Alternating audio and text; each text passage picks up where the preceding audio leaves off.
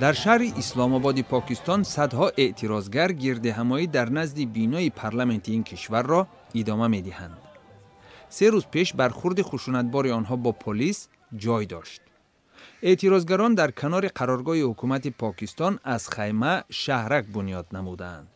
وزیر کارهای داخلی پاکستان در جلسه اضطراری پارلمانت گفت در بین اعتراضگران بیش از 1000 جنگجوی تمرین دیده پناه بردند.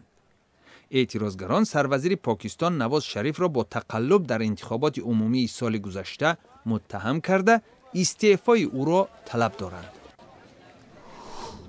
در شهر جنوب و شرقی دیارباکر ترکیه نزدیک به 100 پیرو دین یزیدی از حکومت ارمنستان پناهگاه تقاضا کردند. آنها ساکن شهر سینجر عراق بوده از تعقیب گروه دولت اسلامی که آنها را با عبادت به شیطان متهم می کند فرار نمودند. منصبداران ارمنستان میگویند تا زمانی که درخواست پناهگاه یزیدی ها بررسی می شود به آنها به مبلغ $100,000 کمک ارسال خواهند کرد.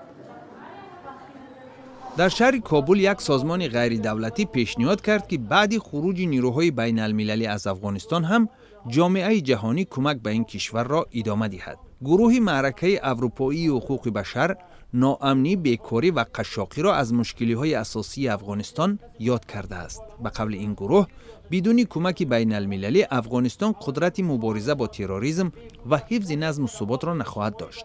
نیروهای بین المللی تا آخر سال 2014 هم از افغانستان بیرون می شوند. در شهر بیشکک 10 نفر در نزد دادگاه عالی قرقیزستان جمع شده بر ضد به قول آنها ساختمان‌های غیر شرعی گردهمایی اعتراضی تشکیل کردند. اعتراضگران طلب می‌کنند که ساختمان‌های این کشور بر پایه معیار اجرا شوند. منصبداران قرقیز می‌گویند فعلا در پایتخت قرقیزستان تخمیناً 1000 بنا مورد ترمیم و تعمیر قرار گرفته است که از این بین 50 لایحه غیر قانونی میباشد. در دهه گرجی نیکازی منطقه جدایخواه از سیتی جنوبی هواداران فیلم و هنر برای شرکت در جشنواره 4 بین المللی فیلم های انیماسیونی جمع شدند. این چهاربینی 6 روزه در مجتمع کلیسای ارتدوکس گرجی این دهه که در عصر 5 میلادی پایه‌گذاری شده است جریان دارد. استودیوی انیماسیونی این جشنواره سال 2008 بعد بمباران دهه از طرف هواپیماهای روسیه ساخته شده است. در این جنگ روسیه و گرجستان بینای 1000 ساله کلیسا تخریب شده بود.